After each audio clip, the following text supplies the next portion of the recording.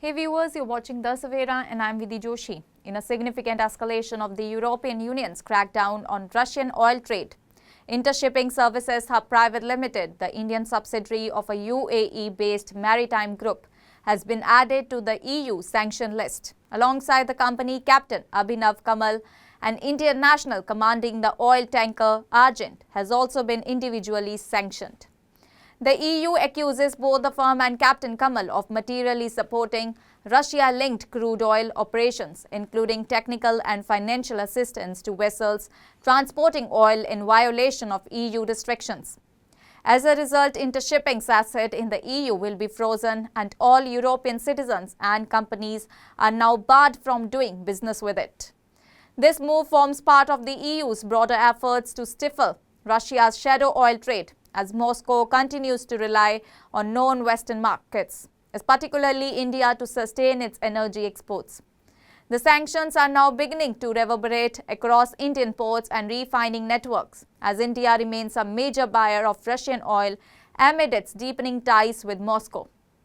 Captain Kamal's designation marks the first instance of an Indian citizen being sanctioned by the EU in connection with the Russia-Ukraine conflict. Maritime experts believe that the move could lead to severe restrictions on his ability to operate within EU-linked maritime frameworks, affecting everything from port access to insurance and chartering. One of the immediate ripple effects is being felt by Nayara Energy, the Indian oil refining company partly owned by Russian energy giant Rosneft, which holds a 49.13% stake. Though India does not recognize unilateral sanctions imposed by foreign jurisdictions, the impact on Nayara is already apparent. Tanker operators are reportedly growing hesitant to dock at Vadinar, the key port where Nayara's refinery is located. In one notable incident, the tanker Talara reversed course and exited Vadinar without collecting its scheduled diesel shipment following the announcement of the EU's fresh sanctions. Other shipping firms have also begun distancing themselves from Nayara. A second vessel, the Changhang Xingyun, was observed loitering off India's southwest coast before redirecting to the Arabian Gulf, avoiding the port entirely. Analysts note that the firms from EU-aligned maritime nations, especially Greece and Norway, are expected to fall in line with the new sanctions due to their exposure to European regulators and insurers.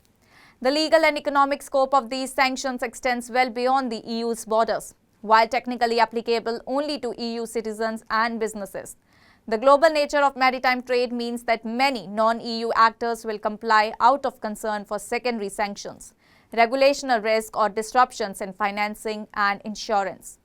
Even though India officially rejects the legitimacy of such unilateral sanctions and insists on a policy guided by the United Nations, the practical constraints placed on firms like Nayara are increasingly hard to ignore. In a development that underscores the mounting pressure, Nayara Energy recently announced a change in leadership. Sergei Denisov, a company veteran associated with Nayara since 2017, has been appointed CEO following the resignation of Alessandro Des Dorides. Des Dorides, who had only taken over the role in April 2024, stepped down amid rising regulatory scrutiny linked to the company's Russian connections. Sources within Nayara describe the sanctions as unjust and unilateral, echoing the Indian government's stance on the issue. The operational implications are already shifting industry practices. Traders have noted that Nayara has started demanding advance payments or letters of credit before releasing cargoes, an unusual deviation from the industry norm of post-loading settlements within 15 to 30 days.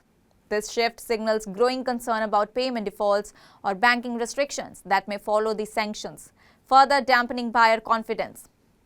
Prospective participants in Nayara's upcoming tenders are reportedly hesitant as concerns over EU compliance, transaction delays, and reputational fallout continue to mount. As geopolitical tensions harden and energy diplomacy reshapes global oil flows, Indian businesses with Russian ties may increasingly find themselves entangled in the complexities of international sanctions. Whether New Delhi chooses to diplomatically challenge these sanctions or sidestep them quietly, as it has done in the past, remains to be seen. What is certain, however, is the reach of the EU sanctions is no longer confined to European waters, and India's shipping lanes and refineries are now firmly within their ambit. That's all for now. Stay tuned to the Savera for more updates. Do like, comment and subscribe to the channel.